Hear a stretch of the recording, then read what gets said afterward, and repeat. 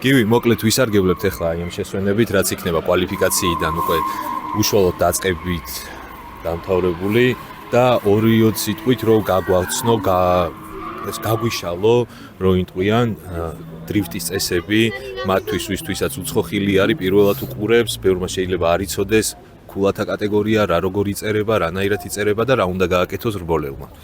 მოდი ესე ვთქვათ დავიწყოთ თავიდან, ანუ ეტაპი შედგება საკვალიფიკაციო გარბენებით, მე არის უკვე კვალიფიკაციის მიხედვით გადანაწილება ქულების მიხედვით ტოპ 32, ტოპ 16 და ასე შემდეგ. კვალიფიკაციაზე დაგროვებული ქულები, ანუ ყველაზე მაღალი ქულა ხვდება ყველაზე დაბალ ქულას და იკვრება ბადე, ანუ ეს ტოპ 32-ის ბადე.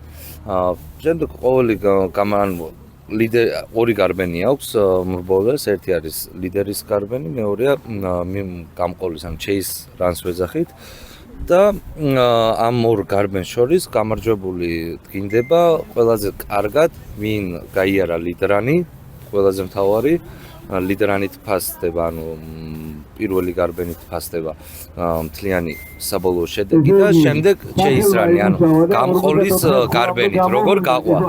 საბოლოო ჯამში ჟიური მაგით თulis ქულებს, ქულები არის, ქულების ბადე შესდგება სტილით, ხაზებით, ანუ ტრაექტორიით და მესამე არის რეალურად რა ვიცი, საბურავის წვის ხარისხით. ხარისხი არის.